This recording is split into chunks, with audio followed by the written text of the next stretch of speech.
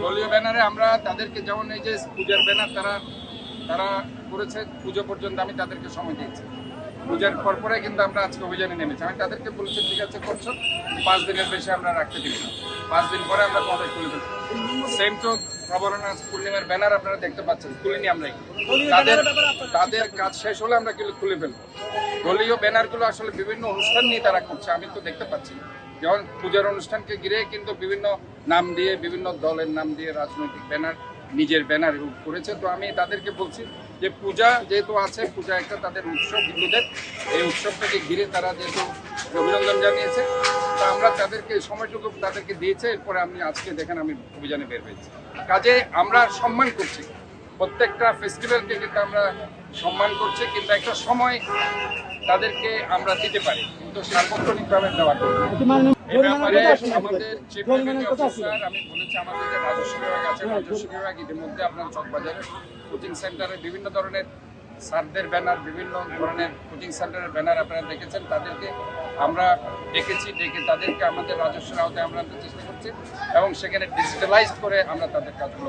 Bashundhara tissue, অশুদ্ধতার বিরুদ্ধে এক বিন্দুও ছাড় নয়। আমরা তো একটা ক্লিন সিটির কথা বলেছি। ক্লিন সিটির মূল উদ্দেশ্য হচ্ছে আমরা পুরো শহরটাকে, এখানে যেগুলো ব্যানার অবৈধভাবে লাগানো হয়েছে এবং শহরটাকে অসুন্দর করা হচ্ছে, আমরা তাদেরকে বার্তা দিতে চাই যে এইসব যাতে তারা এগুলি না লাগায়।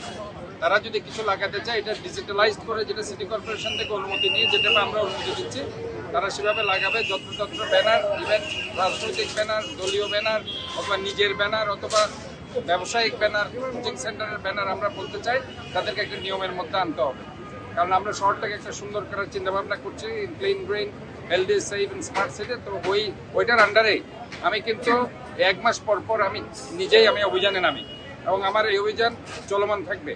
আমি চাই যে সবাইকে সচেতন করতে, যে শহরটা আমাদের নিজেদেরকে ভাবতে হবে, এই শহর আমাদের নিজের শহর, আমাদেরকে অবশ্যই এই টিমে বিশ্বাস করতে হবে। আমি যদি নিজের শহরটাকে সুন্দর না রাখি তাহলে দেখবেন এই শহরটা ইনফ্যাক্ট অন্যরা সুন্দর রাখবে না।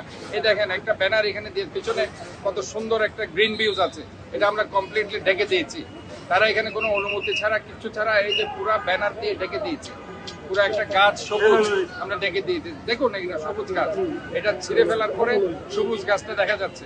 আমরা সবুজ ব্রিজটাকে নষ্ট করে ফেলছি, আমরা নিজেরা ইচ্ছা করে এই কাজগুলো করছি। আমরা কোনো ধরনের কোনো পারমিশন কোনো থেকে নিচ্ছি না এবং শহরটাকে আমরা অসুন্দর করে ফেলছি।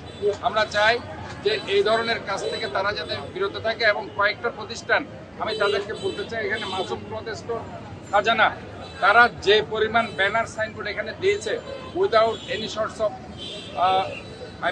পারমিশন, তাহলে আমরা যেটা মনে করি তারা অত্যন্ত অবৈধ কাজগুলো করছে এবং তারা অন্যদেরকে উৎসাহিত করছে।